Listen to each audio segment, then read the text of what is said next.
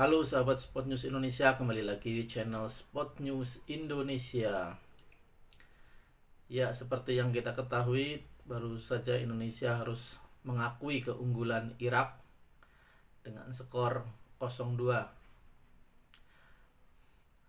Hal ini tentu sungguh tidak mengenakan ya buat para pendukung timnas Indonesia, karena di awal-awal kita sebenarnya timnas Indonesia mampu menguasai pertandingan dan tercipta beberapa peluang yang bagus, namun akhirnya Indonesia tetap harus kalah dari Irak karena beberapa kesalahan yang fatal. Kesalahan pertama ya handsball dari Justin Hubner, dan yang kedua blunder dari Enando Ari. Tapi ini bukanlah perjuangan akhir ya, bukanlah kiamat buat timnas Indonesia, karena Indonesia masih memiliki satu kesempatan saat melawan Filipina.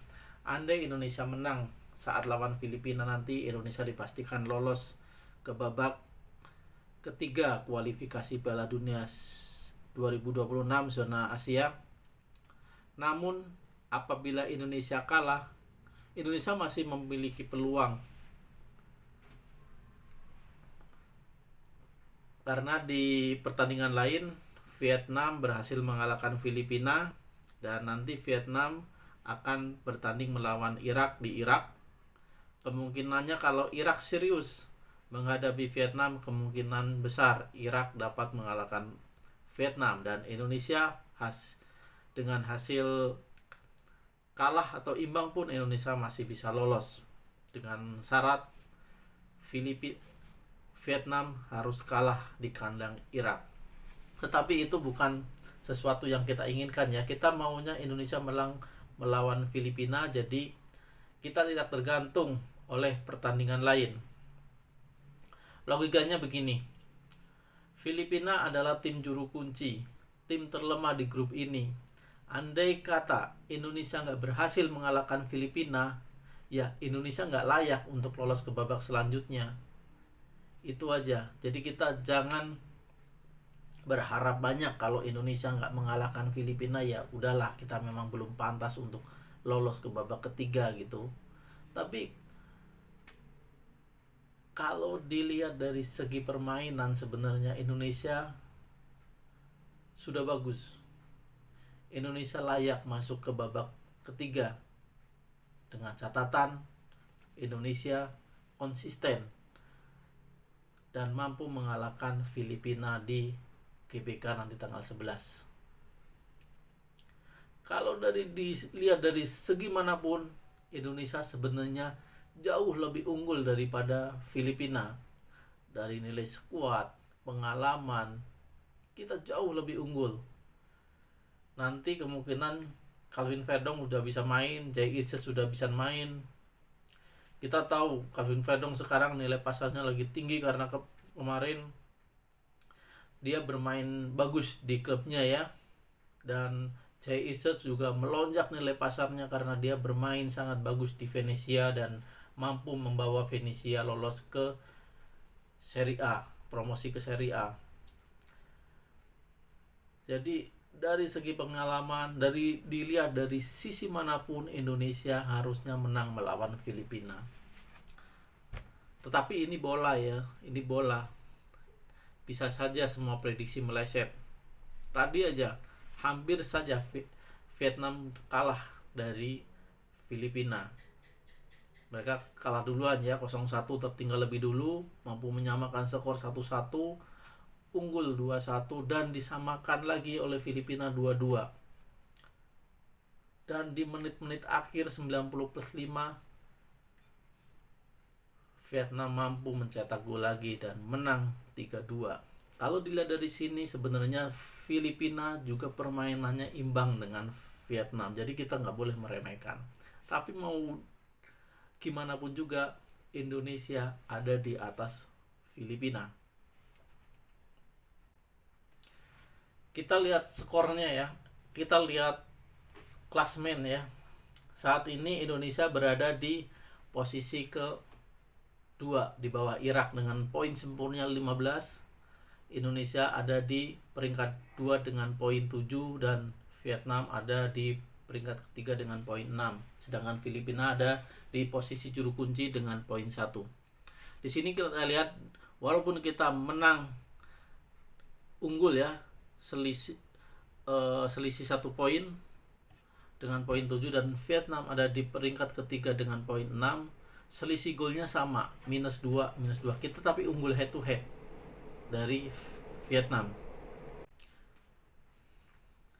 Dan apabila nanti Indonesia menang melawan Vietnam, sudah dipastikan Indonesia lolos ke babak ketiga karena poin kita 10, nggak bisa dikejar oleh Vietnam yang maksimalnya poinnya 9. Tetapi mau gimana pun juga Vietnam akan bertandang ke markas Irak. Dan kita tahu Irak pemainnya sangat bagus-bagus. Dan saya yakin Irak mampu mengalahkan Vietnam kalau mereka bermain serius dan nggak ada hal-hal yang di luar dugaan gitu ya.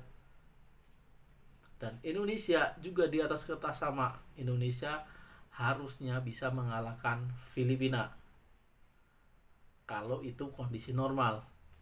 Kita nggak tahu karena bola itu kadang susah diprediksi ya. Tapi kalau prediksi di atas kertas, Indonesia harusnya menang melawan Filipina. Karena kita tahu kualitas pemain naturalisasi kita untuk ukuran Asia Tenggara itu wah. Kita lihat Tom Haye. Nilai pasarnya berapa? 54, sekian M. Jay Itzes 43 sekian M. Calvin Verdong sama 43 miliar lebih. Belum Sandy Walsh, belum Jordi Amat, Sain Patinama, Ragnar Uratmangun. Itu pemain-pemain yang sangat bagus. Nilai pasarnya tinggi-tinggi. Dan kalau kita sampai amit-amit kalah sama Filipina, ya sudah. Saya nggak bisa ngapa-ngapain, nggak bisa ngomong apa-apa. Kita hanya bisa menerima aja kekalahan kita ya. Kalau saya kalah sama Irak, kita masih oke lah. Kita masih oke karena walaupun nilai pasarnya kita lebih tinggi dari Irak, tapi dari segi pengalaman, dari segi peringkat FIFA, Irak lebih tinggi. Irak ada di posisi sekitar kalau nggak salah 59 peringkat FIFA, sedangkan Indonesia 134. Tapi akhir-akhir ini pemain-pemain kita banyak pemain-pemain bagus, pemain-pemain naturalisasi yang grade-nya grade A. Jadi kita mampu mengimbangi Irak. Kita kalau dilihat dari segi permainan, kita sebenarnya mampu mengimbangi Irak. Cuman kita kalah keberuntungan dan mungkin strategi Sintayong yang kurang pas. Jadi itu biarlah jadi pengalaman. Tetapi kedepannya saya yakin di babak ketiga Indonesia mampu mengalahkan Irak dan Indonesia mampu bersaing di babak ketiga. Kita harap Indonesia paling nggak mampu finish di peringkat 4 saat nanti di putaran ketiga. Jadi kita masih ada kemungkinan untuk lolos Piala Dunia. Oke, sekian. Terima kasih. Mari kita tunggu pertandingan selanjutnya Timnas Indonesia melawan Filipina di Gelora Bung Karno tanggal 11 Juni 2024 jam 19.00 waktu Indonesia Barat. Semoga Timnas Indonesia mampu menumbangkan Filipina dan maju ke babak ketiga atau ke putaran ketiga kualifikasi Piala Dunia 2024. Salam olahraga.